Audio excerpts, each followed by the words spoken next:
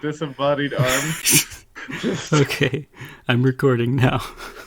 Okay. Oh wait, yeah. Now you're serious, huh? Go away. Better edit this. Oh Yeah, it's okay. We can just edit the beginning. There we go. Yes, now we've now we have the timestamp. we've done that in the past. I'll share the screen. This is let's go to this. Yes, there we go. Okay, so Daniel, you last time we tried to do this and failed because we didn't do a mic check. Because I didn't make us do a mic check.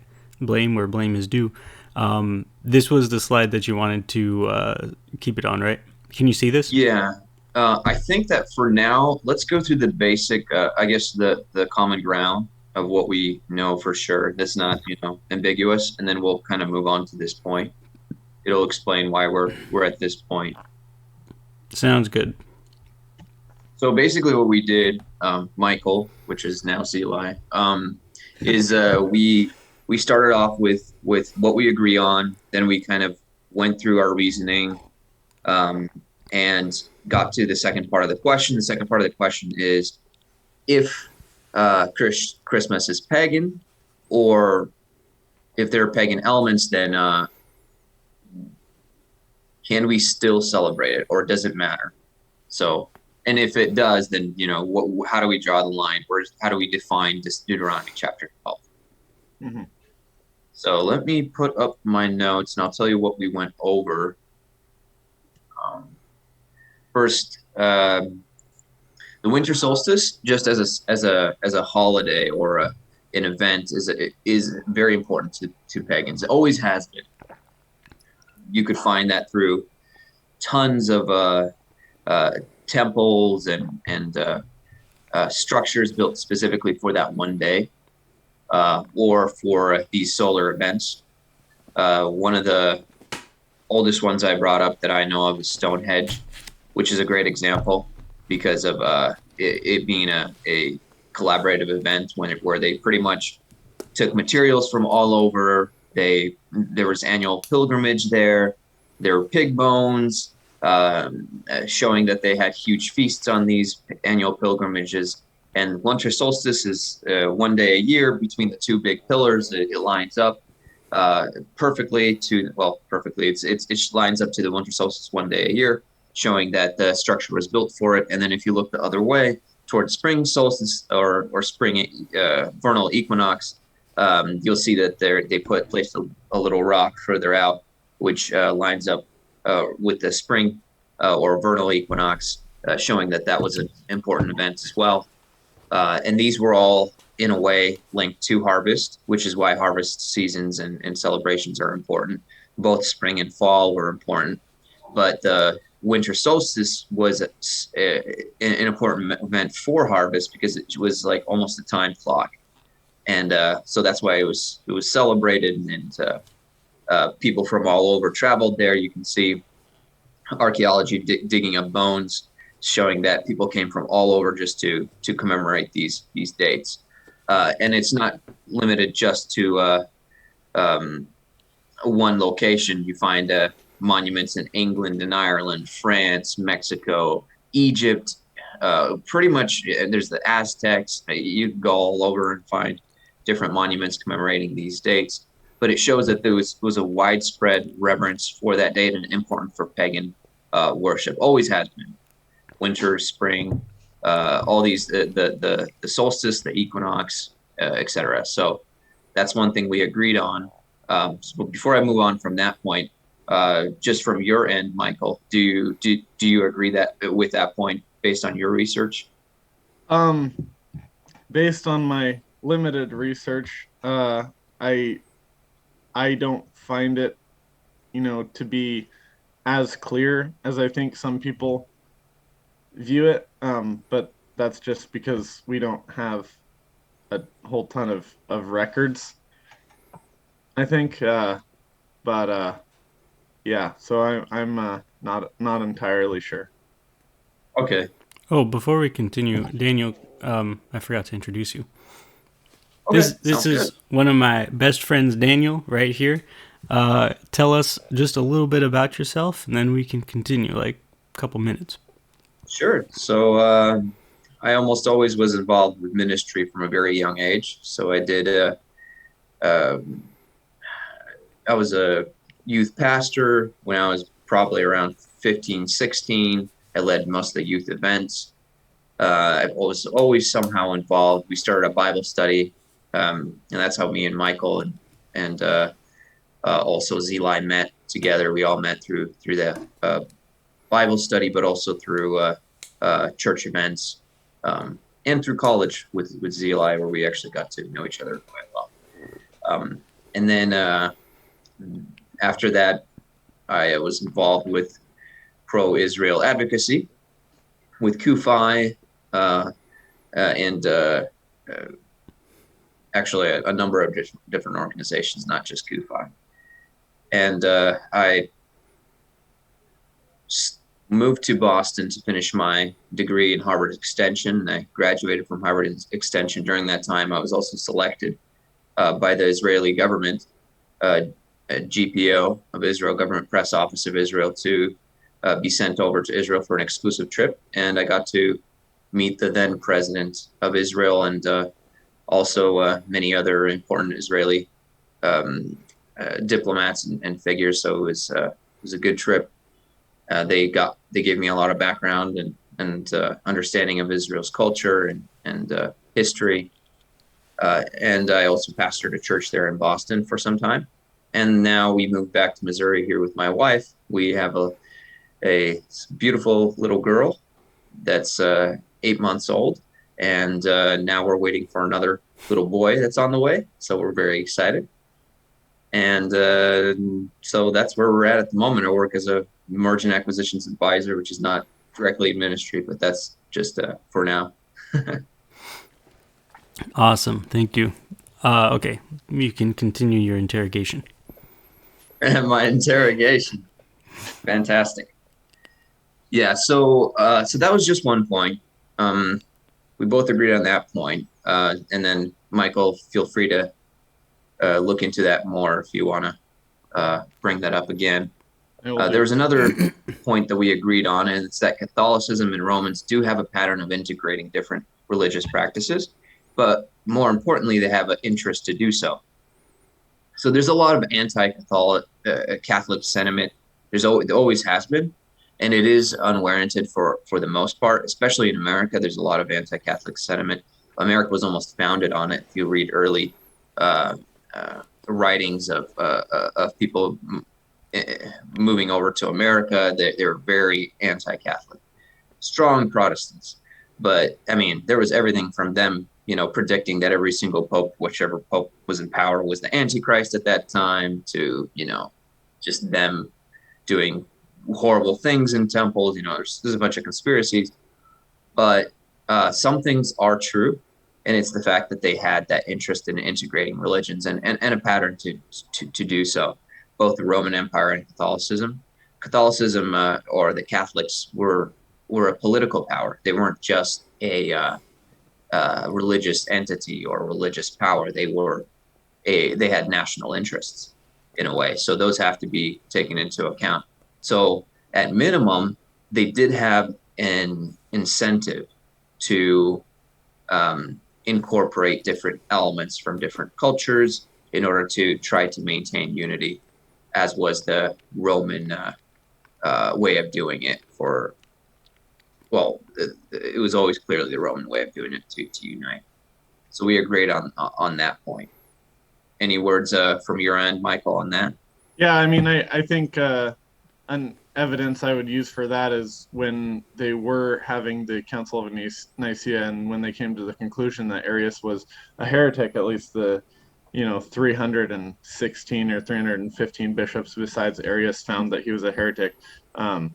Constantine still wanted them to come to from my understanding of it, Constantine still wanted them to come to a united decision on it, because that was the entire reason that he called the Council of Nicaea. So I think that, from the beginnings of Roman intervention into the church, if you would call that what it is, there was sort of that idea of sort of coming to terms, but the church also has had a vested interest in unity, because around the time of Victor, when Victor was the Bishop of Rome, which I think was around the time of Severus being emperor, which was long before Constantine, they had the debate about Easter, which was an even more significant holiday, and the Roman church, basically the way that Eusebius describes it in the church histories is that the whole church, the whole world of the church at the time,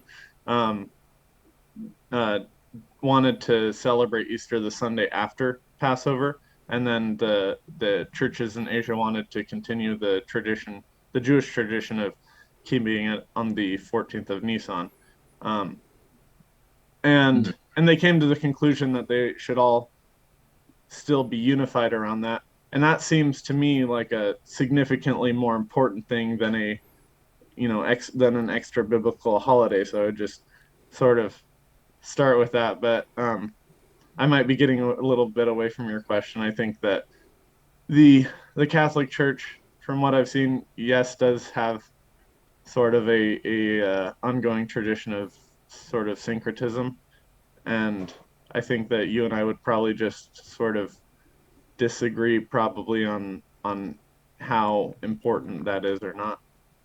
Yeah, so that will kind of take us to the second point, but it's important for this discussion just because whenever we're looking at sort of a potential act, we have to look at motive and incentive.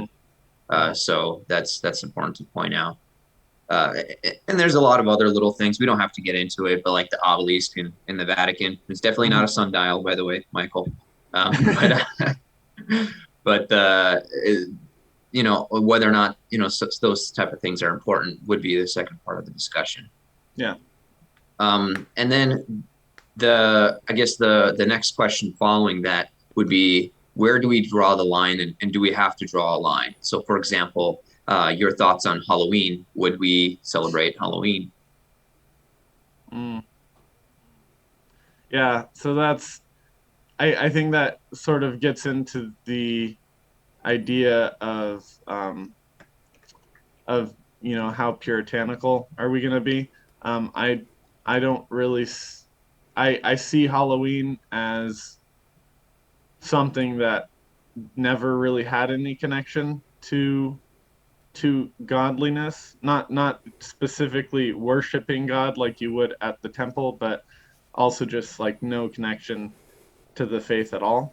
So that would To be what faith? to the faith, the one Just that's important, Christianity. Christianity. The Well, I don't think it has connection to any monotheistic faith really. well, what about Halloween being a Catholic holiday?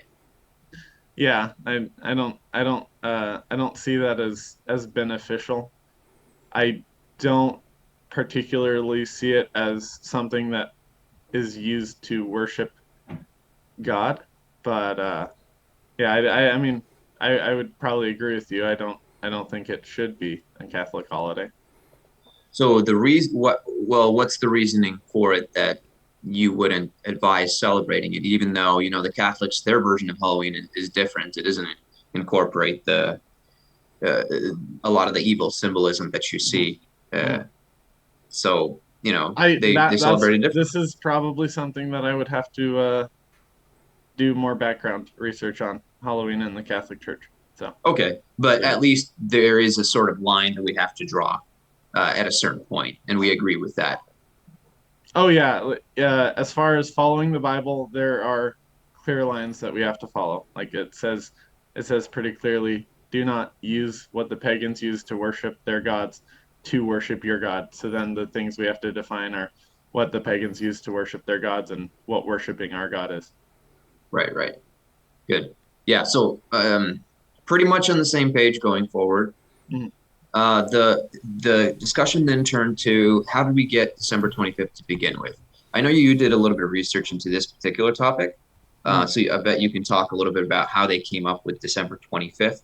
And I'm not talking about, a later theory or later explanation or a later calculation. It has to be something reasoning that was done, before 354 that we have, because that would, explain how they got to December 25th to begin with. Mm-hmm.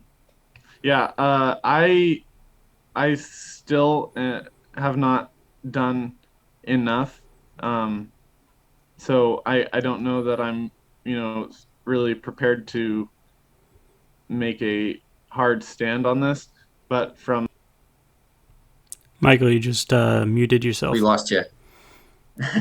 But from what I'd call the cursory research that I've done, it seems, like you mentioned on the group chat, it seems that a lot of the basis for it comes from writers defining the conception of Jesus at Passover, which they believe was March 25th, and it doesn't really seem like a complete, clear, conclusive thing, and I don't think that they use that as sort of a doctrinal thing, and the earliest that I recall seeing like sort of a teaching on that was 380 with Gregory of Nazianzus, which was I believe the Patriarch of Constantinople at that time. Mm-hmm. So there's not a whole lot, but yeah, that would be something I'd be interested to hear what you guys have researched on. Yeah. Xeilias, do you want to chime in on this a little bit? Specifically, the Birthday of Christ. Which part? Getting to the December 25th day. What we have for evidence. So we have basically two theories in the modern world. In the late 18th or the late 19th and pretty much throughout the 20th centuries, we have scholars have ubiquitously decided essentially that the history of religions theory is the correct one, meaning that early Christians, in order to get to December 25th as the date, they used basically pagan origins like Saturnalia or Mithraism or something along those lines in order to determine that December 25th is the birth of Christ. In near the beginning of the 21st century, scholars began to doubt that because the earliest Christian sources date since before the connection to Saturnalia, and they talk about like Hippolytus of Rome, Clement of Alexandria, and possibly what was his name? Julius Africanus. Julius Africanus. And then there was, when I was reading a paper, there was another one as well. Actually, the source that you sent. Did you mention Clement of Alexandria? Yeah. Okay, all right. And they come up with a variety of dates. Clement actually rails against some other people who came up with a bunch of dates. We're not entirely sure what Hippolytus said, because we do have December 25th as like the earlier consensus from last century, but more recently we've discovered better manuscripts that seem to not really contradict, but to muddy the water a little bit, because Hippolytus apparently said either April 2nd or December 25th, and we're not entirely sure which date. Clement of Alexandria, he uses the Egyptian calendar, which doesn't exactly correlate with the Julian calendar, but he gives a variety of dates. One is the vernal equinox, like you mentioned. Actually, that's his death date that he talks about, and then he uses a variety of other dates for his birth. And so the chronographers were not entirely sure what any sort of consensus was early on. We do know that after the Council of Nicaea in 354, we have a calendar that seems to demonstrate some sort of consensus, although it wasn't entirely consensus because a lot of Christians still celebrated his birth on January 6th. But after 354, there was maybe a Western Church consensus that it was December 25th. And in terms of the reasoning behind these specific dates, it is unclear. Okay. Yeah, I listened to you guys' of teaching that was the last week where you guys kind of parsed through history. By the way, great job doing that. That was very difficult. There's so many complex things, just for people to know, going through King's List and genealogies. There are people that have different names in different languages. There are people that change their names. There are people who have the same name. Mm-hmm. There's like everything that you could think of to mess us up. They probably did that. Yeah. So it's very hard. And one disclaimer there is what we're talking about today, specifically the chronologies and stuff, we spent like maybe 5 minutes on. So like you told us in that teaching, like, oh, people doing 10 minutes of research and getting it wrong. We did 5 minutes of research. No, I mean, we did 5 minutes of explanation on the chronologies or something. Oh, I see. Like 75% of the video was basically just because the whole point of the video was the Hislopian theory, and we were trying to talk about the Nimrod, Semiramis, Tammuz theory that has been pretty popular. And so most of the video was talking about those figures and sort of just explaining that that's kind of not a very likely explanation. Yeah, and I agree with you. Alexander Hislop is not the first guy to come up with this theory. You know, this theory goes far back, where people suggest that the Christmas is a pagan holiday and that it was adopted. Yeah, the early Protestants. Yeah, the early Protestants didn't like Christmas as well. Even before then, yeah. Which historical figures are you referring to? I know there's a guy back in like 1100 something, I think is one of the earliest clear dates. There's a pastor from, I believe it was 400 or 500, I believe, where he rails on Christians adopting pagan holidays.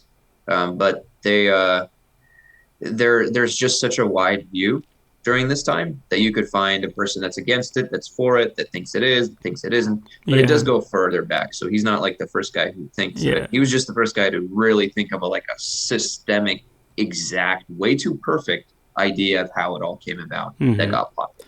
Well, also in the history of Christianity and in the history of Christmas, Christians have adopted pagan customs. Like in the 9th century, for instance, Christmas was a riotous, drunken sort of carnival. And, of course, Christians hated that. And then today, of course, in the, I think, Hislop's period, as well as in the early 20th century, we adopted a lot more of the commercialism and, you could say, mammon worship that probably is definitely not good. So, yeah, I think that there's a bit of a waxing and waning. I think in the early periods, what's important to note is that Christmas was basically a time to get together and read the Bible. And that's one of the things that the chronographers actually talk about is Clement of Alexandria. He says, yeah, these guys over here, they think it's this day, and they get together and they read on this day. And I was just like, that's so horrible. Well, there were some other things that are recorded them doing, but we'll get into that a little bit later. I guess the consensus was, or the direction that I was going with that is more like there was all this research done on December 25th and whether or not there's precedence for that specific date. But then again, there wasn't as much research in that particular teaching on how December 25th even became a date for a Christian to try to calculate it. You know, I think that's a very important direction that probably should have went into, because it kind of closes the loop. And this is kind of what I mean. So you guys both talked about needing to do more research on this particular thing. If you look at the quotes that you mentioned, Michael, by the way, in that video, and also just the quotes that Catholics often produce as their precedents and also their reasoning for the December 25th, they have a common theme. and it has to do with March 25. So Sextus Julius Africanus, or Julius Africanus, he calculated a period between creation and Jesus to be 5,500 years, placing the incarnation of the first day on 5,501, or our modern March 25 and 1 BC. But his implication that's important, and he comes up with a variety of other dates, correct? But his implication was that the world began on March 25th. And that's the important point of Julius Africanus, and that's the point that the Catholics point out from his work. Hippolytus also produced a lunar table, and in that lunar table, he dates Passover from creation and onward. And that chart again uses March 25 or 25th as the crucifixion, which is the vernal equinox. Why that one's important, the crucifixion, is due to an ancient Jewish tradition which says the prophet of God dies on the same day he's born. So their idea was to pretty much borrow that date and say, well, then the birth must be close by. And then they kind of drop that tradition because it's not very convenient. And they say, well, then the conception was on that day. So it could be December 25th. Not everybody. Some people still celebrate it in the spring. But that was kind of where that moved from. And then Clement of Alexandria. This one is the confusing one, which I sent a link kind of deciphering some of that. But he gives a number of dates. And that's also an important note that there's so many different predictions that it's easy to pick and choose and find somebody to choose it on March 25th or on December 25th. Because I don't have a quote here, but if it's a game changer, I can look it up. But they say that almost every single date that's under the sun has been predicted to be his birth. So you could definitely find a lot of different various theories. But what is important from Clement of Alexandria is, again, he produces two dates for possibly his death and his birth. Both can be, both are on the same time, showing that there's, again, that assumption that the prophet is born and dies in the same day, which is partially where we get the extrapolation to December 25th, or why they were looking in the spring to begin with. And then when it comes to the March 25th being the actual start of the world, that wasn't a Jewish assumption. That was actually a pagan assumption. March 25th being sort of the creation of the world. There's a lot of Greek celebrations there that are connected to it. And so they pretty much just borrowed that as an assumption to move forward to December 25th. The problem, to summarize it all, is that March 25th is also a pagan day, and December 25th is a pagan day.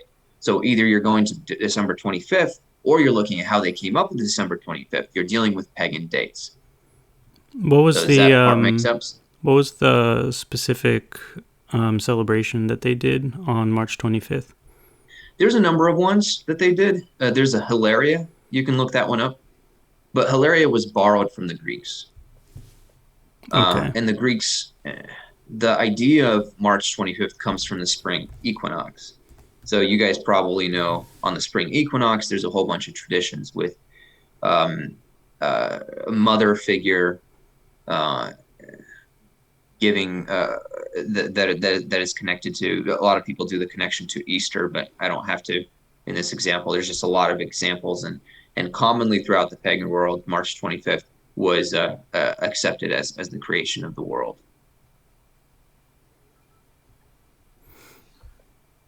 Well, so again, like, just to reiterate, we did make those comments about people not doing a lot of research, because from some of the, at least the reason that I said that was because from some of the videos that I've seen that are sort of lambasting Christians for celebrating Christmas, they really don't do there's not like a lot of background or a lot of resources. It's just sort of a lot of claims on top of claims on top of claims.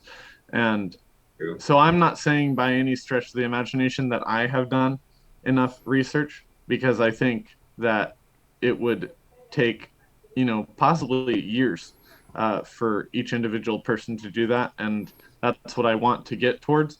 But I think that my main point is sort of, if we're going to deestablish this tradition that has been around for at least somewhere around 1600 years as a solid tradition that they did, based on the sermon by Gregory of Nysanias, then we have to have a really strong ground to stand on.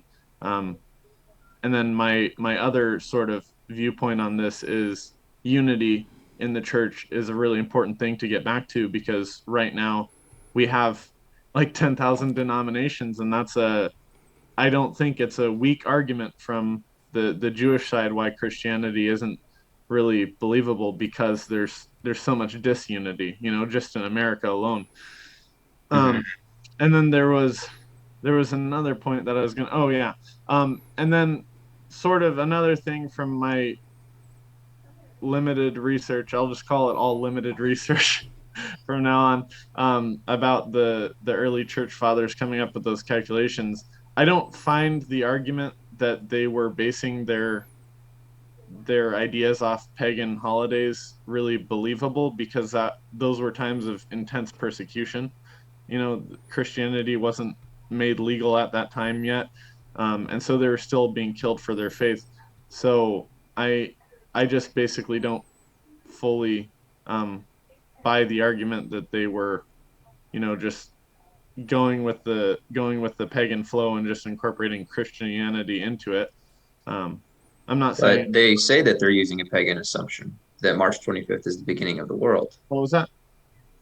They say that they're using a pagan assumption that March 25th is the beginning of the world. Well, they say that they believe March 25th was the beginning of the world, but they don't say that they are borrowing that from the pagans. We sort of have to make that connection. Correct. That was because we talked a little bit about it with Xeilias, but there was a Jewish assumption for the beginning of the world, which at that time were popularized by Rabbi Eliezer in the 1st century. And his assumption was that it was Rosh Hashanah. So that was the prevailing thought. They didn't choose that, however, even though, this was arguably, a Jewish Christian religion. They instead chose March 25th, which was a Roman holiday. People would take off of work at that time, and also borrowed from the time of the spring equinox. The assumption of March 25th, the spring equinox being the beginning of the world, goes way back, way before the Roman Empire, even before the Greeks. It may be there's evidence in Persia as well, so it goes quite far. My question on that note, because there's definitely a distinction between the pagan assumption of the beginning of the world and the Jewish one, although I'm not sure how ubiquitous the Jewish assumption was at that time, especially because we have the recordings of Eliezer, for instance, coming later, like in the 3rd or 5th centuries. But, and that's not to say that I don't believe them. I think that he probably said what he did. I'm a strong believer in the historicity of the Mishnah. But I think that at the same time, we want to be careful not to run into post hoc erga propter hoc. Like, if they did, let's say, if someone came up with a particular date ahead of time or before the Christians, I think that we have to have at least some sort of evidence that they borrowed it from them. And also, if the assumption was that he died on Passover, and that he died on, let's say, 31, 32 AD, which is what a lot of people actually dated his death to be, then he would have died either early April or late March. And the specific date would be March 34th or 24th, if it was in 31 AD, if I remember right. And then, of course, it's a little different if it was in 32 or in 30. And so I don't think it's entirely improbable that they would have come to the equinox date. Now, I think that they probably did borrow the equinox, just like specifically, because there was also an assumption that, well, the equinoxes are important because, well, God ordered the world in a particular way, and he gave us the equinoxes and the solstices, and so therefore, most likely, in his perfect world, these natural holidays, so to speak, would be utilized in some way. And so they probably, like, if there were 3 dates for Jesus' crucifixion in April 11th or April 9th or March 24th, they probably would have selected March 24th. But I think that it is possible for them to have come to that outside of pagan assumptions. Well, I mean, the beginning of the world assumption on March 25th would be a little bit more specific. That's true, but that is also only Africanus, because I haven't seen that in Hippolytus or Clement of Alexandria. And that's sort of what I was asking you yesterday in our group chat. Yeah, I sent a reference to, I believe it was Julius Africanus. Mm-hmm. It may have been a different one that I sent over to. Partly, the way that I did my research is I tried to find something that was commonly accepted. So, a credible source that said that they digested this information, and also the Catholic argument for pro December 25th. So they have a vested interest in this. And if, according to their argument, in their best case scenario, they admit that March 25th as the beginning of the world was the assumption, then that's a problem. I wouldn't lean back on that if I was them, but I would lean back on that if that's all they have, or if that's really how they came up to the date. Yeah. So I'm kind of taking part of their word for it, but also I'm using these other sources that, go through the manuscripts. Yeah. It's kind of hard to go through Greek. A lot of these aren't translated and they're scraps. Yeah, no, I definitely agree with that. Well, I don't want to get held up too much on this particular point, but I do think that there's enough historical ambiguity on the intentions of the early Christians on choosing that particular date. All I found from all my research is basically 2 different prevailing thoughts that are mentioned early on. One would be that it was just passed down. That was a date that they knew, and the good Virgin Mary preserved it throughout the years, and they made they just remembered it. The other would be based off the spring equinox, because March 25th was not the real spring equinox during the time that these guys were measuring this. It was just the assumed spring equinox according to the Roman chose date. And even the Romans knew that they were lagging at that time. They were lagging by, at least maybe 2 to 3 days by the time these guys were doing the calculations. And yet they still chose the common day of March 25th as sort of their assumption. So it's just a little bit coincidental, too coincidental, but it's also what they say, how they came up with the date. We don't have an explanation from everybody choosing March 25th, but those that do explain it as, exactly how I said at the beginning of the world. Unless you guys can find something different. I think that, though, also what Sextus Africanus or Julius Africanus, he talks about, and this is, I read through the, I think the first source on him that you mentioned, and he talks much more from a philo-Jewish perspective. And I think that that's just really interesting, because he does choose March 25th, from what I could tell, as the birthday of Jesus.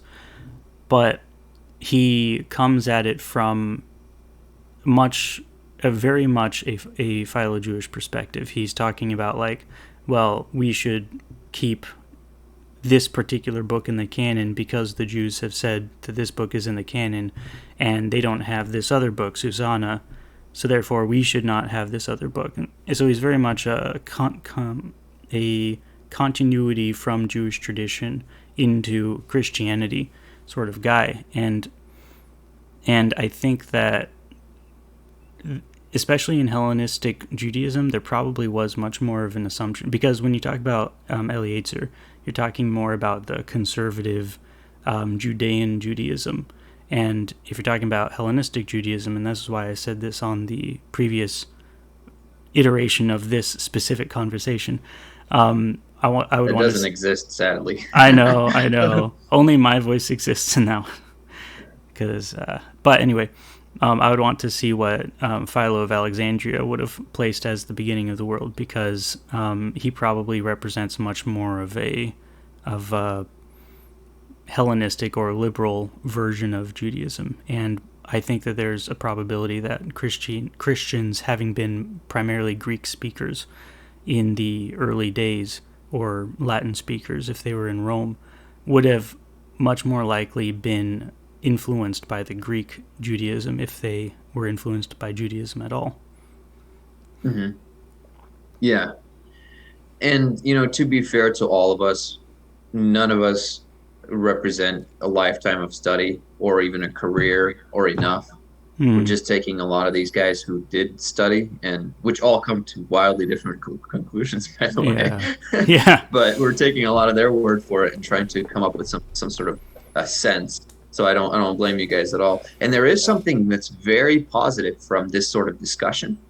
It's that a lot of stuff that we learned coming into the Hebrew roots movement or Messianic movement or whatever you want to call it, so many different names, whatever you want to call it, coming in, we did have a lot of things wrong.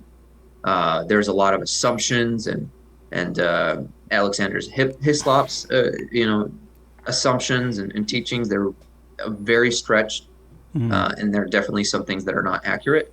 So for us to weed those out is fantastic. Like, this is exactly what we need to be doing.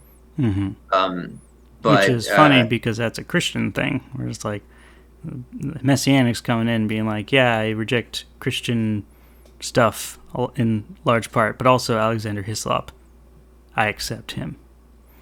Isn't that funny? Yeah. Sorry, I didn't mean to cut you off. No, it's good. Yeah, feel free to jump in. I'm not the only one talking here, so.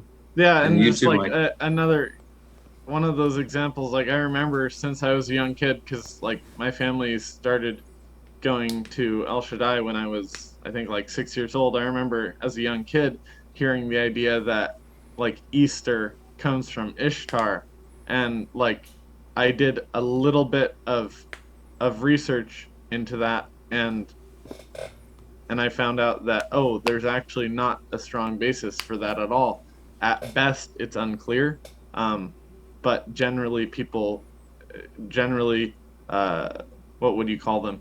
People who research linguists, have come to the conclusion that it just comes from I believe an English word or like a more Saxon word that just means to pass over, and that the dating of it actually comes from a very early Christian argument from around 120 that almost divided the church in half, but then most of the bishops decided not to.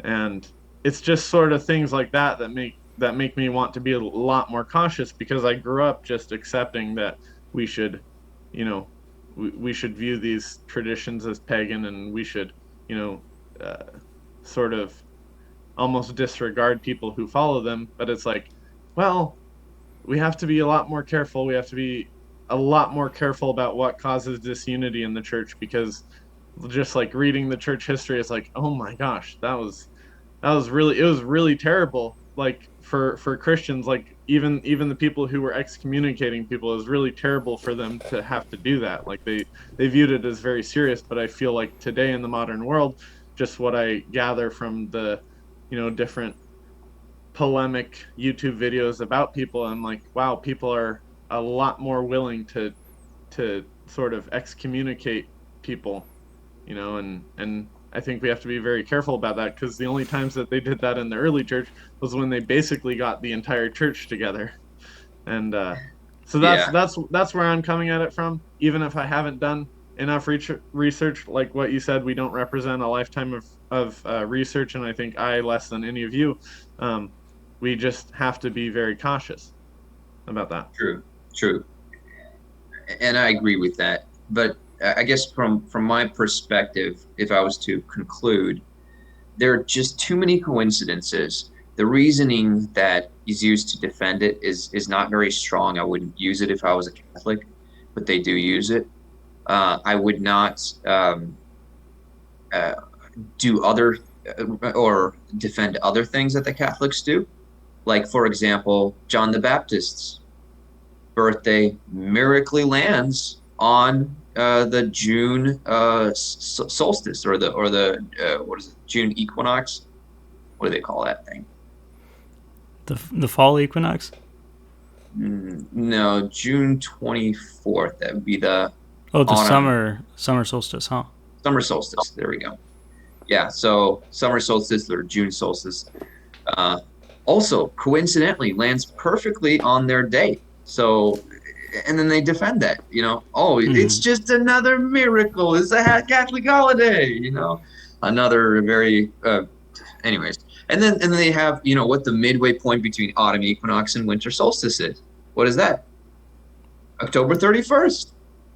Guess what? Another Catholic holiday. It's a miracle, unbelievable. Another coincidence. And then, yeah, of course, the March 25th day. Whether you're going forward or you're going backward, you're landing on these dates that are just very coincidental, but also convenient. You know that they had incentive to do this, just as a political power. There was real incentive, and that's what the Roman Empire did as an empire. This is something that was very common practice. You can give many examples of this, and nobody debates that part of it. There are other very strange coincidences that are coming in exactly at this time. Sunday instead of Saturday. The moving of the Sabbath on Sunday. The halos around people as a sun image. The sun cults that are going up at this time. Just a lot of things that, you could say there's ambiguity, but when you collect all these things together, it just makes the understanding that there's a real concern that Christmas is a pagan holiday. And if the defense to that is that it's not a pagan holiday because some of these people chose December 25th earlier based on a pagan holiday, then that's not a very good defense, So that's kind of that perspective that I would say, from my perspective, my research, all that points to, it is pagan. But then the question after that is, what do we do with that? And doesn't even matter if it is.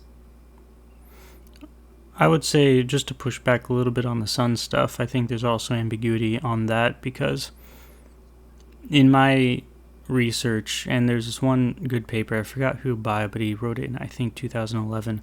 He talks about just going over the whole history of religion theory, and he gives a good synopsis about it. And he talks about one of the major assumptions that historians generally make, but it's sort of an unfortunate assumption, because it's like they should know better, is that they associate Sol and Sol Invictus and try to make them precisely the same thing, even though at this time you had many philosophers and you could say quasi-monotheists who actually make a distinction there. And then you have a lot of excavated Hellenistic Jewish synagogues, and even some in Israel, that have sort of this soul imagery and stuff. And I think what he talks about is we need to we have to make a little more ambiguous the connection between Sol and Sol Invictus, the sun and the sun worship, because although we use sun imagery sometimes, like if you open up a kid's book, you have a smiling sun, or watch Teletubbies, there's a little baby sun coming up and all that sort of stuff, and we don't immediately equate that with the sun god. And I think that there was a little bit of that, and this is what this scholar was talking about, that there was a little bit of that going on in the first few centuries, that you had the separation or the distinction between the sun and sort of the imagery around the sun and the sun god. And until we know what their, in their own words, what their purposes were or their intentions were, it would be, I think, inappropriate to accuse them of adopting paganism just so for one reason or another, for political power or whatever. I think that there is, again, enough historical ambiguity even in that respect that I think just should lead to a little more caution, you know? Sure, and that's why I had to throw in the ambiguity specifically because of your talk there. And for most historical things, you could make a little bit of ambiguity, but what's undeniable is that there's a lot of sun images coming in exactly at this time into Christian worship, and that was during a time when sun worship was popularized. So, it's ambiguous, sure, but suspicious, absolutely. Oh yeah, and definitely look into it. Like that. Definitely look into it and stuff. I think we should probably move on to the next point of discussion. So, so we basically covered the our historical arguments, whether or not Christianity or Christmas itself was pagan and Christians were adopting a lot of these pagan customs from a historical perspective. Were they or were they not? Your point is that there's just too many specific coincidences that it just makes you really suspicious, and it leads to the reasonable assumption that these Christians were adopting pagan practices. My point is that I think there's enough ambiguity, and we should probably wait until we find out what they actually said about these things and what their intentions were. And would you say that that's a fair assessment of our two positions there?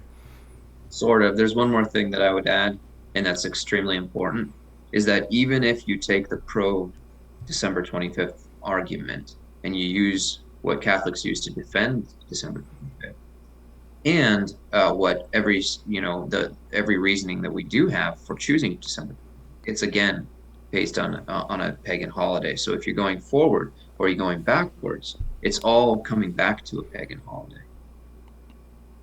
Like they coincide. And that's true. Yeah, that part isn't ambiguous.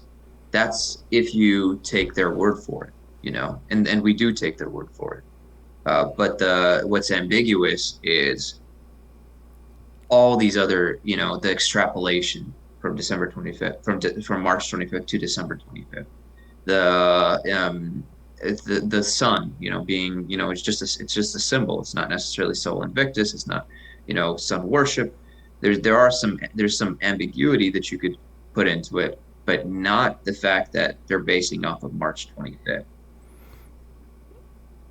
So we talked about that. What was the you said in their own words they refer to what specifically? For the starting of the world, that was their assumption. They build off of that assumption going forward. Right. Yeah. Okay. So moving on from the historical stuff, let's talk about the last time we tried to talk about this.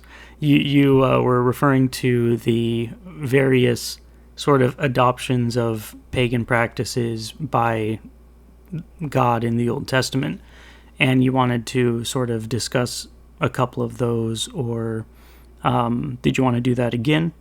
Sure. So I guess the next part of this discussion, if we are to assume, and again, I'm just going to say assume, that December 25th is pagan, what does it matter? Does it really matter for us, and where do our priorities lie?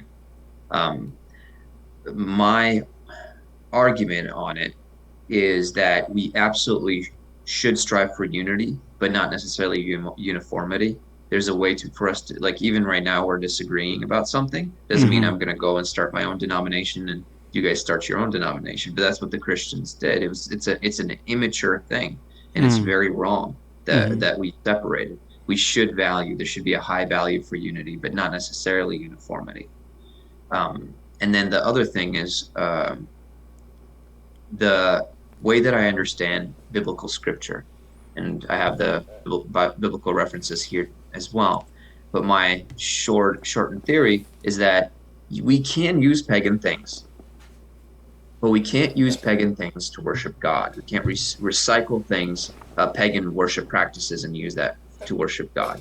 I believe that's where the Bible draws the line, which means that some of the other pagan things that are clearly pagan that we use, like, birthday candles, or I don't know, New Year's Day. You can go on and on and on.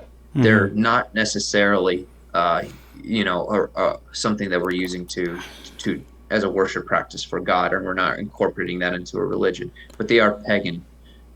Those things are arguably probably okay, but if we're using a recycled pagan worship practice, we can't use that to honor God and use that as dedicating to God. It's like recycling your old girl's friend's birthday on your wife's birthday because you think she's not going to mind. It doesn't work that way. And you So mean specifically the way that pagans worship their gods, we can't recycle because certain pagan things that were, let's say, secular or non-worship practices, like I don't know, one example might be the mathematical or a lot of forms of mathematics or the laws of logic, for instance. Christians early on talked about how God is logical and all that sort of stuff. Like, that's okay. That's not really adopting a pagan worship practice to worship worship God. practice. Yeah. I think the best example. Sorry to interrupt, but I think the best example would be what Daniel brought up, which is like birthdays and things like that, which they're neither specifically a logic thing, and they're not used. They weren't really used to worship God. So. And we're not using it to worship God, more importantly, Oh, because that's okay. That's more important. yeah, that's an important point because there's some other things like when the Israelites went into the promised land, they inherited pagan things, and God actually said this was a gift to them. So they inherited pagan houses, pagan clothing, and he says you will live in houses you did not build, you will reap harvests that you did not sow, and that was a good thing. However, he draws the line in Deuteronomy chapter 12 saying you are not to recycle their shrines, you're not to take their worship places, you grind everything to powder, destroy it completely. It doesn't matter if it looks pretty or looks cool, you're not going to use that to worship me. And so your houses are okay, houses for me using pagan things not okay. Mm-hmm. So that's my theory, and we can try to see if it passes muster. Yeah, so it might be a good time to talk about like my litmus test, and we can all go through it. So my test would be: is it an evil pagan practice? In which case, yeah, of course, you don't use it to worship God. Now, that's not like that's the litmus test. That's not the final test because, of course, you can reject pagan things that are not obviously evil, because of course we're talking about, like, let's say the relativistic idea that something might not be evil to me as it is to somebody else or something along those lines, but it's actually evil to God. So we want to make sure that we're drawing a good distinct line. But let's say my litmus test, meaning I don't even look at it as a form of worship for God, is if it was an evil pagan practice. Anything before that line there's a little more leeway there. And from what I understand, your litmus test is more of a holiness minded thing where you want to be separated. And so pagan worship practices in general is the dividing line. If they worship their gods using these practices, we do not worship our God using these practices. Is that fair? Yeah, specifically recycling their worship practices. Okay. Not all their worship practices we use for worship. Like birthday candles, for example, if that was used for worship, but we're not using it to worship God, so that wouldn't cross the line. But if we're suddenly using that as a symbol in Christianity, now we're blowing out the candles on top of our communion bread. Now we're having a problem. So. Because you're mixing it into something that is already established biblically as worship for God. Yeah. Yeah, you're recycling their worship practices to worship God. Michael, would you say that you have a different litmus test than either of the ones that I outlined there? I'd say that no.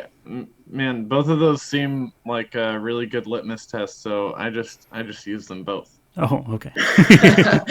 That's good. Yeah, actually, I was thinking about your test. I feel like my lips are going to say litmus test or something weird Litmus test. every Lit, time I say that. lick my test.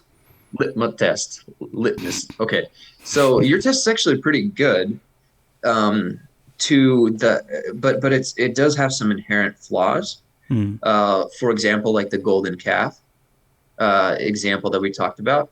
When we were using both our litmus tests, it failed both our tests.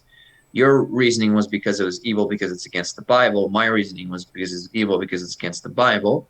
But at the same time, we got there through different ways.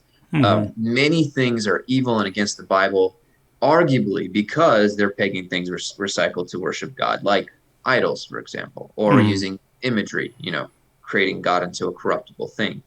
Mm-hmm. But that reasoning of creating God into a corruptible thing comes from them using, a pagan practice as a mediator, an object to Mm-hmm. connect to God. So it's not really clear if it is basing off of, extrapolating what I'm saying, or if it's, originally just looking at every single possible thing that's against the Bible, and then the Bible doesn't mention all the pagan practices. Whatever it does mention is evil. It's kind of hard to say. And then for anything outside of what the Bible mentions, yeah, what is evil? Mm-hmm. It's hard So, to define. so my understanding of the pagan practices of idolatry is that they believed that the god actually was that thing, or at the very least resided in that thing. And so I was a little confused what you were just saying about the problem with the golden calf was that they were using that thing to represent God or to connect with God. What was the exact Sure, verbiage you used? sure. So from what I read, it's not actually that simple. So when they have a let's just choose a random god, the god of Ra. They have an idol representing the god of Ra. You're Mm-hmm. going to take a hammer and smash that idol. You didn't destroy their god. So the idol represents their god. You didn't kill their god. However, it represents. So what was the point of an idol? It was it was sort of like a mediator. It was an instrument to connect you to that God. It was um, uh, almost like It was a it was a divine security camera. okay, Yeah. Well, I think to but get to what you're talking about, different cultures had different like ideas of what it was. Um, you could say most of them. I think pretty much all of them. You could say that the idol was a representative, so to speak.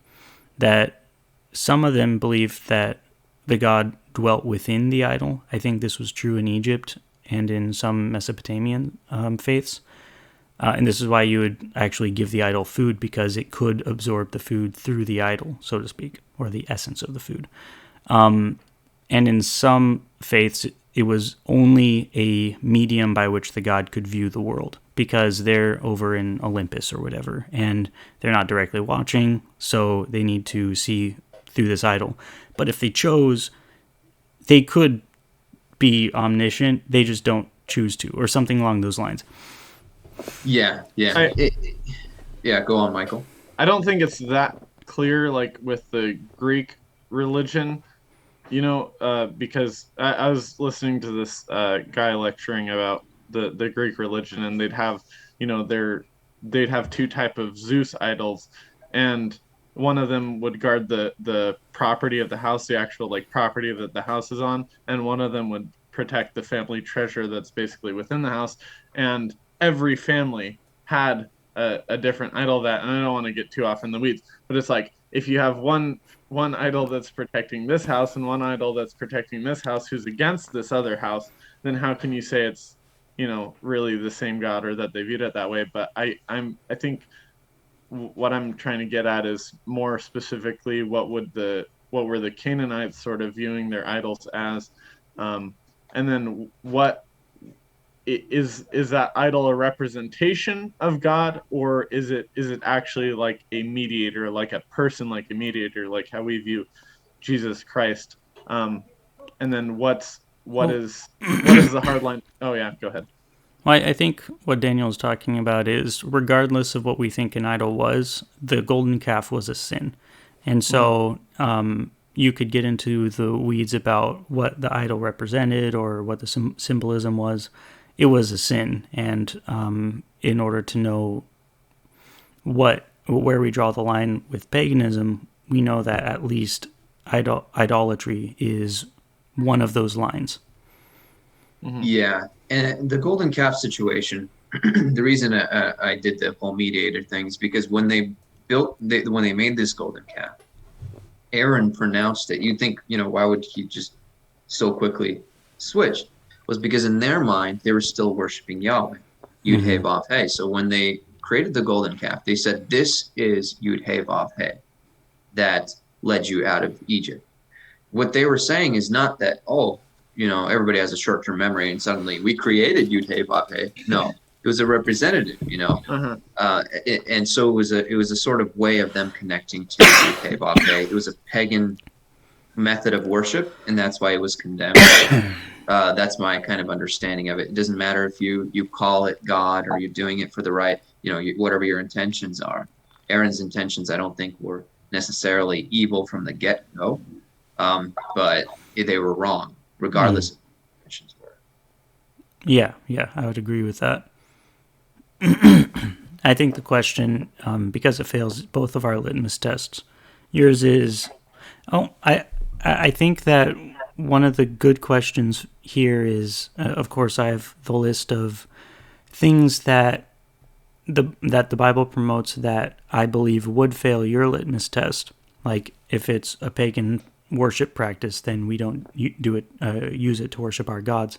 One of my questions would be, what are some things, and we can talk about that, but what are some things that the Bible promotes that would fail my litmus test?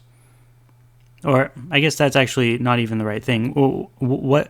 Where do we get the idea in the Bible that my litmus test is the wrong one? So there's a couple different things. Number one, there's a strong and very clear emphasis to separate yourself from pagan worship. So it's not just the actual actions, but the appearance of them as well. And the Bible talks about that. And there are many different things that we have that are also deliberately creating a strong break from paganism. We'll go into your list a little bit, but I was in Israel with a team that were excavating Shiloh. So they have this location where they're excavating, which is a strong candidate for where the original temple tabernacle was placed. I've been there. It's amazing. Yeah, it's kind of cool. They got this 3D glasses and everything now out there. But when they were explaining it, they said one of the arguments that they pointed out is that it wasn't on the very top of the hill. I remember in your discussion when you said, why would God use the top of hills if he really wanted to separate himself from paganism?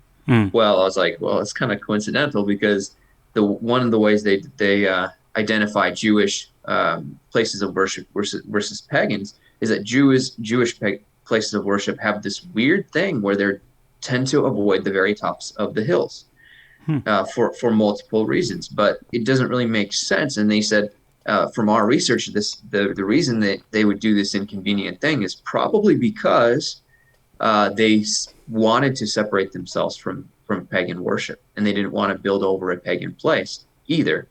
So it was a deliberate attempt to separate themselves. And these type of examples, they just go on and on and on through history, through biblical practices. But, What do you say about the Temple Mount then? Because I'm pretty sure that's of course, it's not the highest hill. And I think that, there's definitely evidence on Shiloh that it wasn't the highest hill. There were potsherds all around on the other higher hills that were looking down at the temple or the tabernacle. But the Temple Mount itself is pretty much the highest point of that hill, even though it's not the highest hill in the surrounding area. Yeah, if you go to the Temple Mount and Mount Moriah, the landscape there kind of like goes like this, and then you have all these higher mountains, and on top of that, I guess that mound, that small Mount Moriah mound, it would be on top of that, but from the mountain range, it's definitely not on top of it. And from a defense standpoint, it wouldn't make sense for them to build there unless there was sort of some reasoning. But also that mound that you're building on top of, that's centuries worth of destroyed cities that you're building on top of. So them Hmm. going higher and higher and higher, they talk about that. There's layers of cities they're building over. They're kind of building on top of a heap of a ruin. So it is, in a way, a higher point. It's very clearly not the highest point, and doesn't make sense why they wouldn't build on some of the higher points that are more defensible, more practical, but also it would just make more sense from a pagan religious standpoint to choose the highest hill to make your main temple. Hmm. And then wasn't Jerusalem, the Jebusites, didn't they have their own idol on that place, and then they tore it down and then built the temple on top? Isn't that what David did, or am So I the misremembering that? Jebusites, yeah, the Jebusites, or the biblical argument from it was actually that it was not a pagan place, but it was a place that did honor God to begin with. So that's where you get Melchizedek from, way before the Jebusites that were, replaced by Mm. when King David came in. So it's sort of like it was originally God's, then the pagans came in, did whatever they did, and then David came in and sort of re-cleansed it, sort of like the Maccabees. Yeah, he wiped them out completely. There was nothing built on there for a while, and then, according to their understanding, God told them that this was the place that they're supposed to build. So I don't know. I guess I'll just take that word for it. Um, but yeah, so it was originally a place that really worshipped God to begin with Melchizedek. Okay. Do you want to go through some of these things, because that's a good point? I would definitely want to look more into that. I think the only rebuttal I would think of is it. I don't think it has to be like the highest hill in the area, because if you're on the crown of a hill, you still have the top of the hill, or the top of a particular mountain. And I'm not sure if the ancient people looked at each mountain range as a single mountain, or if they looked at the crowns of the mountains as the top of these specific segments of a mountain. So I'd want to look more into that. Did you want to look at any of these other things, namely Jesus' reference of Socrates, Paul quoting a poem of Zeus, or any of these other things? Uh, yeah, but Michael, maybe you can throw something at both our litmus tests and see if you can think of something that may be problematic before we go further into the list that's ahead of us.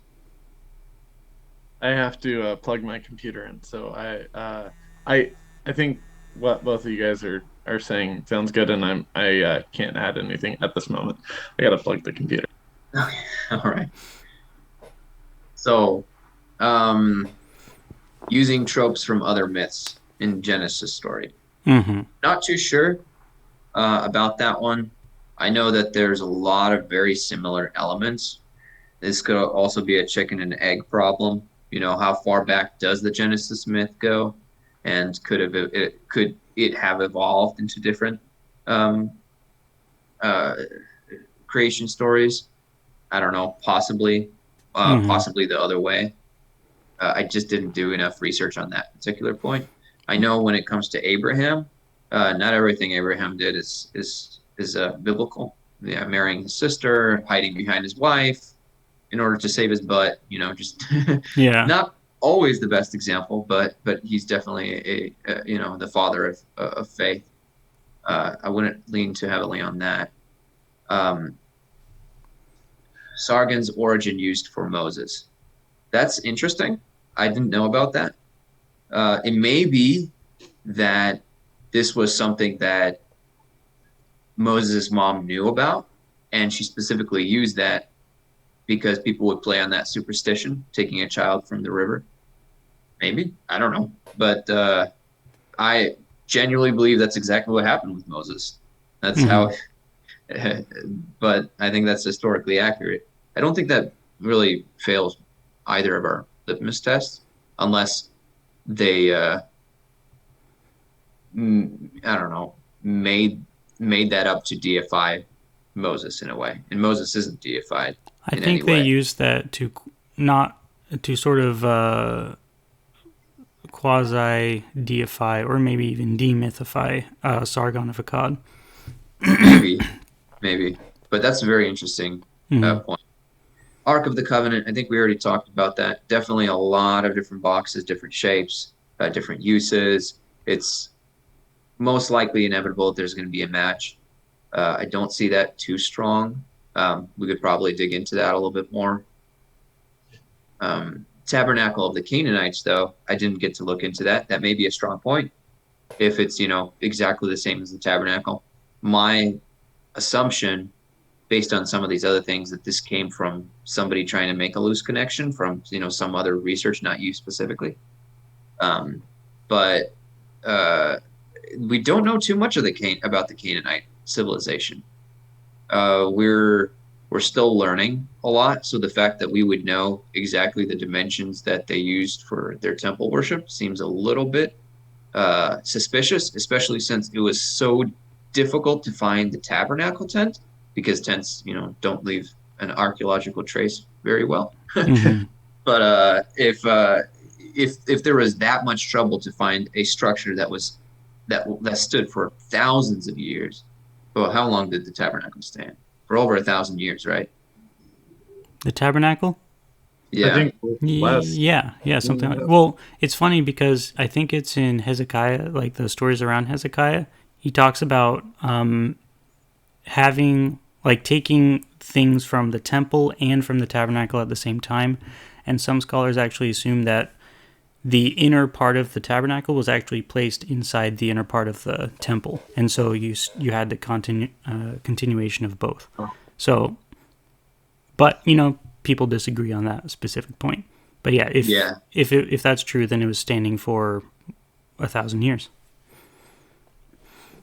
Yeah. Yeah.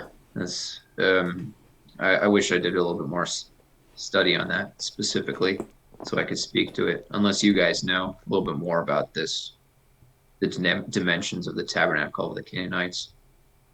I know that it is the dimensions vary, so you're right about that part.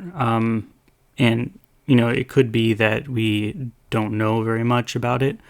We do have texts describing this from like the Hittites or from the not really the Egyptians, I don't think, but we do have texts from the Canaanites, even though they were fairly Bedouinistic, so to speak, describing their places of worship, and they had tent temples as well as stone temples.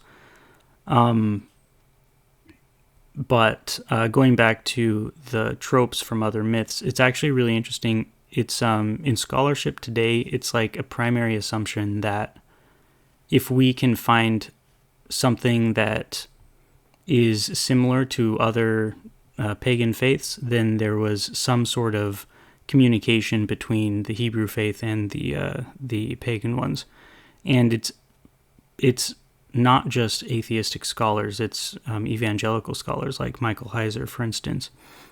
His book, The Unseen World, is basically an entire breakdown of how pagans viewed their deities and how we see the echoes of that in the Hebrew text, because the assumption is that God uses the language of the people that he is speaking to. He may not actually be using the pagan stuff, but he uses the language of the people who are coming out of paganism, and there's some similarities, so he uses that. But more than him, Dinah Dye, she talks about it, and it's just one of those basic assumptions of modern scholarship in ancient Israel studies. Yeah. I think that's probably logical, especially with language and understandings and cultural things. Like, for example, you mentioned the covenants. There's a Mm. lot of covenant language. The covenants aren't always religious, they were more legal. So regardless if you believed in a god, you were bound to that covenant that you would make. There were some very serious covenants, and they had to have these because their word was everything. If you break your word, that is not a contract violation. That's a violation of your being, your entity, your credibility. And those type of things are seen very serious. Nowadays, we rely on all these contracts that if we break it, then you get a cell phone service that's commitment for a year. Like, I'm just going to break it because I'm going to go to the then part of the contract. But not in the olden days. You said you're going to do something, you have to follow through. So I think God did use a lot of those cultural, legal, not necessarily religious, but the language understanding, the culture, the symbolism that was universal to prove a point. I think that was probably necessary to connect to people the same way as if God would come here and he would be talking about, the kingdom of heaven. He wouldn't use symbols like a sword or a chariot. He may use something a little bit more, modern. Something that we're familiar with. Exactly. I think the point on the Law of Hammurabi and the Covenants of Hittites is that, like, when you see the prologue of the Code of Hammurabi, he's talking about how I am the great king that has been given my kingship from this god, and I've been given my wisdom to provide laws from Ea or whatever.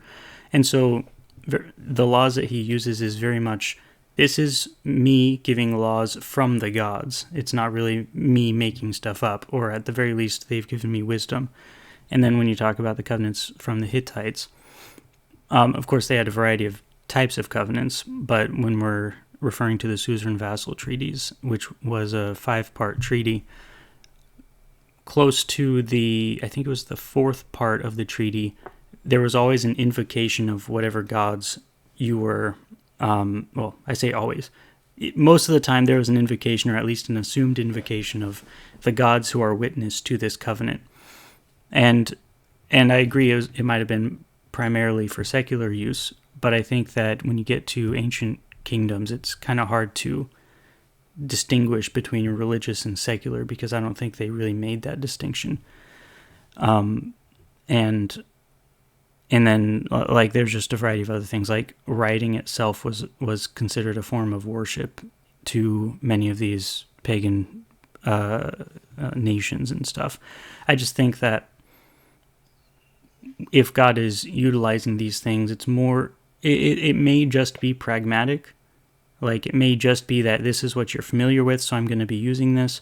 But I think even if it's pragmatic in that sort of way, you're talking about an entry point that is not purely divided from familiar pagan customs. So, like, why couldn't God just make them understand in a way that wasn't similar to the pagans at the time? I think that's not really a good question to ask, just because, why couldn't God just make us all righteous? It's one of those questions, like, yeah, he could do that, but also he didn't. So it's more like, will it be practical or understandable? Yeah. I think the question is, why does he use these sort of pagan entry points, which are divided? Like, he separates himself from the pagan gods, but he uses a lot of the invocations, like, I'm the god that rides on the cloud, I'm El Elyon, and we've talked about that. But then even, let's say, meeting Abraham under the Asherah tree, that's sort of a pagan entry point. And we could say that Abraham didn't get all the things right, which I agree with. But it's just interesting that God meets him there. And then maybe later, God, I'm actually unfamiliar with any law that says that we can't, except for the law that says we cannot build any altar anywhere except for at the temple. I'm not familiar with any law that says don't meet under these tamarind trees or terebinth trees. No. But we also talked about, the generic use of trees and how it's Hmm. a practical place to meet, and being under a tree, being in shade, also it's a Yeah. source of life. Well, Uh, actually, Deborah met under these trees too. I think it was. I think there's it's at where they least judged. some bit of evidence that this practice continued. True. But in no point in any time was there a scripture saying that, we're recycling that as a method of worship. Now that's where we meet. That's a worship practice. Scripture does not deify the trees or the shrines. Actually, it does the opposite, and it Right. tends to say that these are a problem, cut them down if they're used for worship. Mm. However, when it comes to trees themselves, it says you can't cut down trees when you're circling a city and trying to starve them out, because you're going to shoot yourself in the foot. This is your source of life. Yeah. So they saw the trees more of as a real practical source of life, rather than deified source, or a thing. Unless you're talking about symbolism, which Mm. is a little different. That can be extrapolated again from any generic thing. Yeah. I think one thing that I would just add to that is when the tree was used as an idol, God says cut them down. It's not just if you're using the tree. Well, I'm going to be Well, I careful mean, with it's what I say there. the groves that were used for pagan worship. They were cut down. Hmm. Not just a specific tree. They weren't. I don't know. Were they worshiping the trees themselves? In the same way that they worshipped an idol. If you look at a lot of the Egyptian iconography regarding their sacred trees, there are many examples of like the deity sort of growing out of the tree because they believe like with branches all around. So the idea was that the deity was indwelling that tree. So you'd worship the tree because you're worshiping the deity. And so it was basically the same sort of symbol of the deity indwelling the idol, except it was like just a natural idol. It grew up on itself, so we can worship it because it's the deity or because it's the representative of the deity or something along those lines. Right. So I guess that would bring us to exactly where we're heading. Trying to find out where the red line sits. Mm-hmm. I don't think that the red line is where everything absolutely is pagan. And you have to avoid everything that a pagan has ever used. Pagans used shoes. You can't walk in shoes, whatever it Right. is, the vast extreme. I think it is limited probably to worship, because that seems to be consistent throughout scripture. And then I don't think on the other end that it's limited only to the things that we consider to be evil or directly mentioned in the Bible as evil or against the Bible. Mm. So there's probably is a wisdom line that you have to draw before then that would be scripturally sound. Somewhere in between is maybe the correct Yeah. answer, And to which demonstrate the weakness of my own position is that if it's an evil thing, then it's evil anyway. So an evil pagan thing is an evil thing, just like an evil thing is an evil thing. So I know mine's a little tautological, so I'm recognizing that weakness in my own position, and I definitely need to figure out a line that's probably not that, self-defining. that liberal, let's say. Yeah, that's kind of what I was trying to make out earlier when I was trying to bring those, if it's against the Bible, then it's evil type of thing. But Mm-hmm. but I see what you're trying to say. It's not beyond the circular definition part of it. I think that it's what you're saying is against commandments of the Bible specifically, and things that Mm-hmm. would clearly be evil, harming people, and stuff. Yeah. I do like your litmus test with if it was used to worship pagans, then it was, we probably shouldn't adopt it in our own worship. I just see all these other examples of God himself going beyond that line just a bit. And so I think that although my line is a little too liberal, I think maybe your line is a little too constricting. Just a little. Perhaps maybe my line would be like, God's allowed to choose what he wants, and we're not allowed to choose what he wants for him. That could be, yeah. But yeah, great discussion. I think that we all agree on the basic tenets that we shouldn't divide just based on a disagreement. Mm-hmm. We shouldn't also we should seek for a common opinion or a bottom line.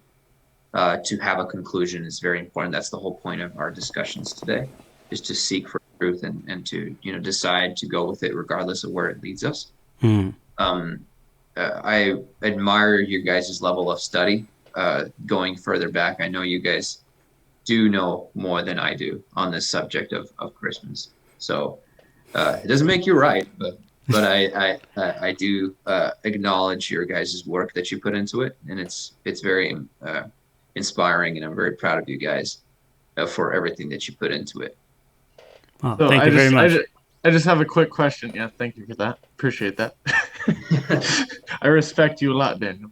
Um, the question I have is, do you still think that it's a good thing to celebrate Christ's birth, or at least the Epiphany, where the wise men came and gave him gifts?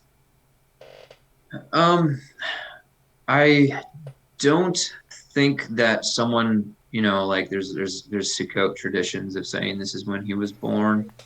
I do think it was very deliberate that it wasn't included in scripture. We know when he died, we know the death date, we know resurrection date, we know a number of other things, but specifically omitting the birthday does seem like, for me personally, I don't want to create a celebration around that if God omitted that specific thing. Um, I would not condemn somebody celebrating the birth. I don't think that Christmas is the medium to do that, specifically because it's recycling a lot of things. You can go into Santa Claus and all the other stuff that's beyond the scope, but just the origin and the date, and then everything else is like the icing on the cake. The fact that Christmas is a celebration where kids are told that there's this white guy out in the clouds, a white bearded guy out in the clouds that's looking over their behavior, and he's going to reward them if they do good, and give them coal, I guess, if they do bad, which doesn't happen, and all this other stuff. And then they finally get told that no, it's a complete myth, this guy up in the clouds. Hmm. It's just there to control your behavior, basically. And it's a natural leading stone to say, okay, well, what about the other guy in the clouds that you tell me about, God? I Hmm. don't think it's wise. Hmm. I I agree with know that. there's atheists that talk about that and mockingly, but also that it's just there's so many beautiful traditions, so many wonderful biblical elements in other biblical holidays, stuff that reinforce faith. Why would you choose something that brings it down? Hmm. Right, and so that's sort of my point, but that's why I asked about just celebrating the birth in general, not talking about what day, or celebrating the Epiphany, which is specifically, I mean, it doesn't give a time for the Epiphany, but it does mention it in the New Testament. But and then those other things, I think your argument about Santa Claus and that's a very, very modern tradition. So, like you said, I don't think that's really relevant to the actual argument of the date of Christmas, which is much earlier.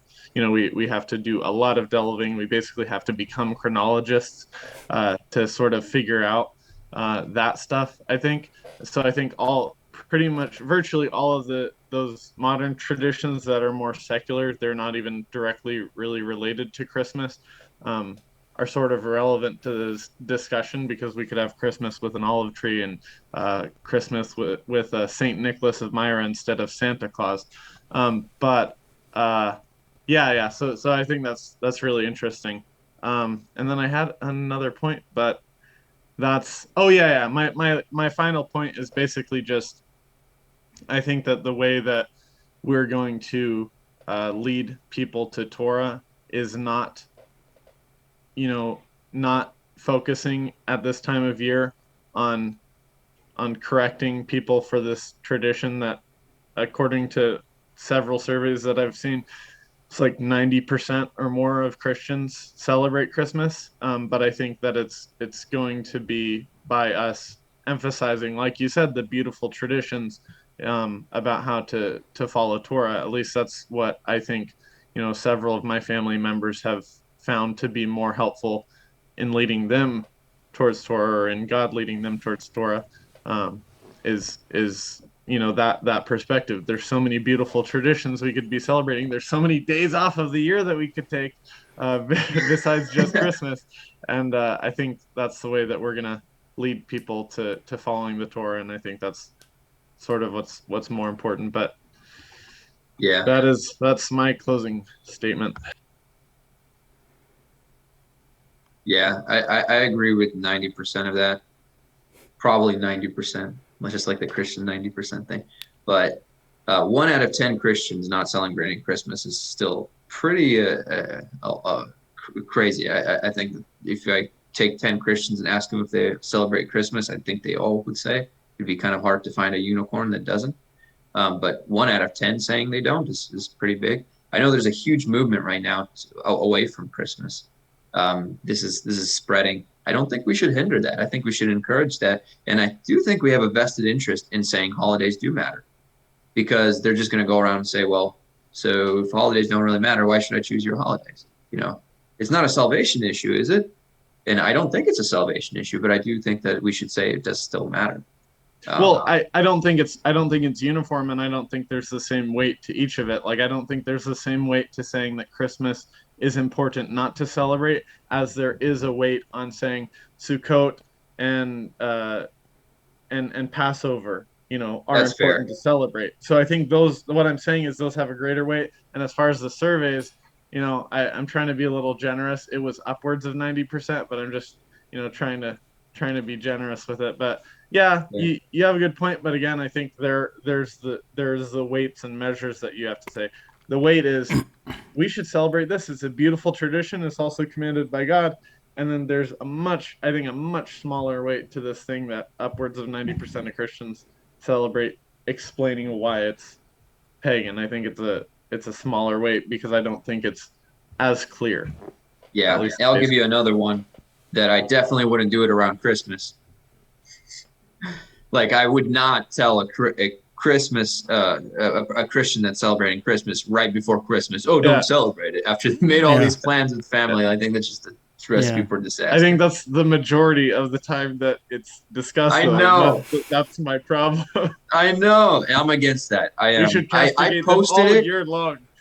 I'm guilty of it. I've done it in the past, but I think it's wrong. As I matured through my faith, I think it's completely wrong. That's not how we reach people. That's how we piss off all their family members. Well, as the designated champion of Christmas, as you will see if you look at my Facebook bio, I think that I agree that if Christianity does generally dispose of it, then I'll go with that tide. I think it is one of those traditions, and that well, to premise this, I think that the Bible is very pro-tradition until it's anti-God. If the tradition is anti-God, then the Bible's against it. Otherwise, the apostles and Jesus were like, don't rock the boat because you're just going to knock people out. And I think that if Christmas today is celebrated as a celebration of Jesus, then we're talking about a good thing. If it's celebrated as a celebration of Santa Claus, then yeah, it's a bad thing. And we should reorient people. But because it is a long-standing Christian tradition, and because the Bible does give some sort of weight to tradition itself, then there is a little bit of evidence or a little bit of weight against the anti-Christmas position and the ambiguous weight that it was originally a pagan holiday, even if it was, and we took hold of it. It's 2,000 years after that, I don't see any real evidence of it maintaining any sort of pagan customs besides, a lot of the modern stuff that Michael was talking about, like the possibly Christmas tree, Santa Claus, Yule log, all that stuff. Yeah. It seems to me that insofar as it celebrates Christ, it's a good thing. Insofar as it is a celebration of anything except for Christ, then it's a bad thing. And even my fiance, her parents, they're like, yeah, we don't even wrap our paper with Christmas gift wrap, or wrap our gifts with gift wrap with Santa's face on it. Like, we stay away from all of those weird things that have nothing to do with Christ. And so that's generally my position. I think we can talk about the historical stuff and, of course, the biblical stuff, but when it comes down to it, where the rubber meets the road is Christmas today a pagan celebration? And I think, especially with the secular attacks on Christmas as being too related to Christ and Christianity, I think the general consensus is that today it is a symbol of Christ.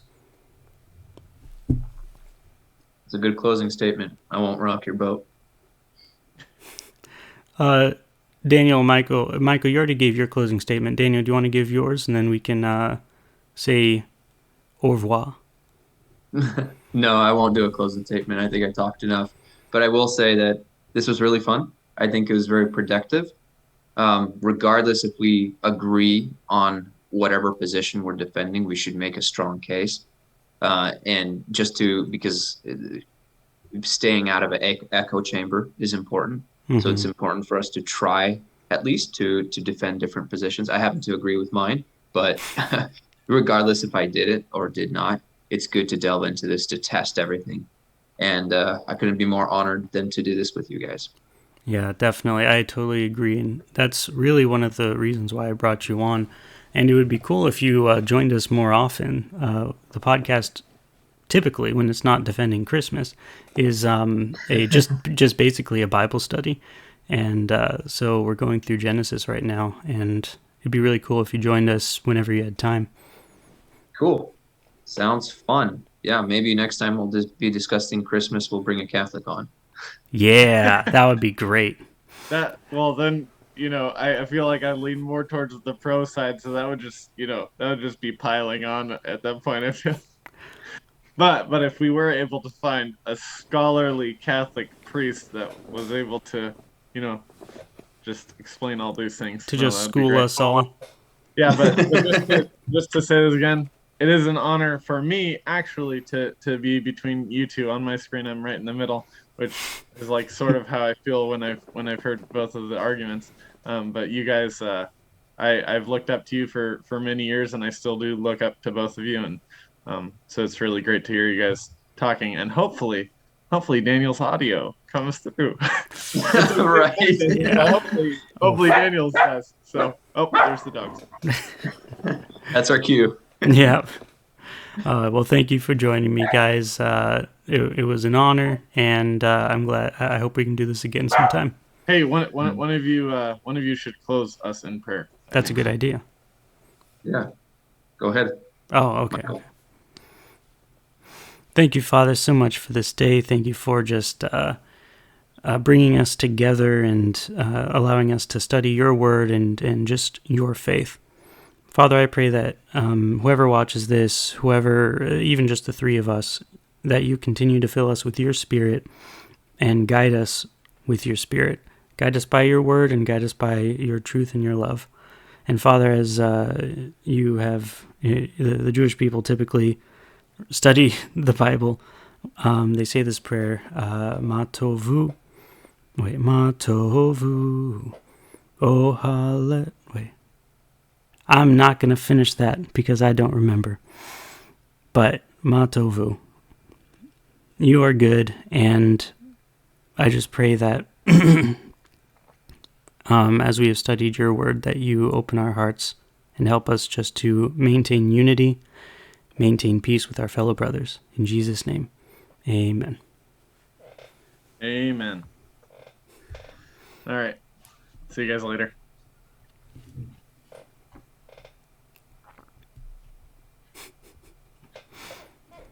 Okay, if you guys have any questions, comments, or concerns, you can post them down at the bottom in the comments section. And I do remember that prayer now. It's Ma tovu ohalecha Yaakov mishkanet. Wait, never mind. Jeez, it's coming back next time. Yeah. Next time. Yeah. it'll come to me, but it won't come to me while we're recording. So, yeah. Au revoir. Just post it in the comment section. Post yeah, prayer exactly. Okay. Well,